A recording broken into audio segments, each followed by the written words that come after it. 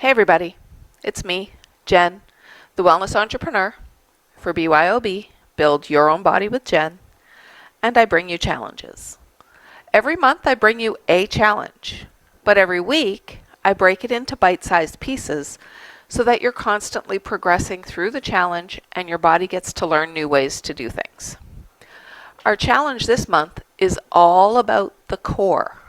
So each week this month, we're going to do a different core-based exercise. This week's challenge starts off, as always, with our basic. It's our step one of the challenge, and it's a basic crunch. Now, if you have issues going to the floor, you can do these on a chair. You can do these standing even, if that's what you need.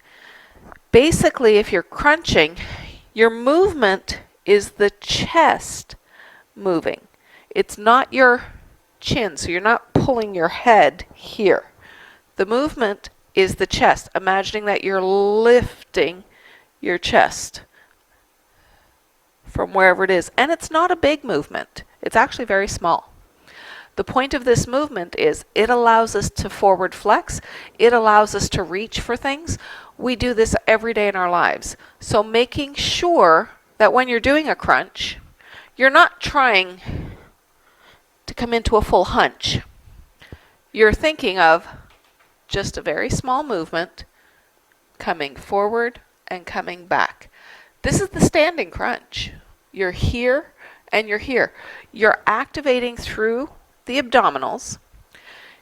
You're keeping your shoulders down and back for postural alignment. And because you're lifting through the chest, you're engaging your low back and mid back to do this movement.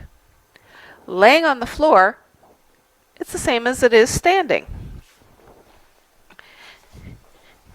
If I was seated, this crunch is just the pull in and pull back. If I'm laying down, my knees are bent, shoulders are down and back, I can put my hands in the air, and it's that lift and that lower. Thinking of your chin as pushing up, not as your chin looking at your knees. Always remember your chin placement, because if you're doing this, you're putting strain on your neck. When it comes to a basic crunch, your crunch is supposed to be that, basic. If you need it to challenge a bit more, feel free to have your hands in the air. Feel free to hold a weight, not too heavy. Holding a weight, and think of pressing for your ceiling. Or if you're standing, you're pressing for a wall. Think of those movements, making sure that you activate through the core. Some will tell you, suck it in. I'm not going to tell you to suck it in. In order to activate your core, all it is postural alignment. We tend to stand with a little bit of a hunch. Why? We're on devices, we're on tablets, we're on phones, we're looking down, we're on computers. We're hunched over all day long. Here's how we engage your core without having to think about sucking it in. Stand up tall, take your shoulders, roll them back, lift up the chest, chin forward. As soon as you've lifted that chest, you've activated your core. So think of that lift of the chest to activate. So to do the crunch, you're already in an activated movement.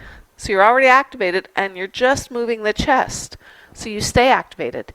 You need to engage those core muscles to lift your chest. Sound good? With that said, your challenge this week starts with 8 today. Every day this week, add 1 to that challenge. Next week, well, you'll have to come back next week to see what our core challenge looks like then. And until then, bye.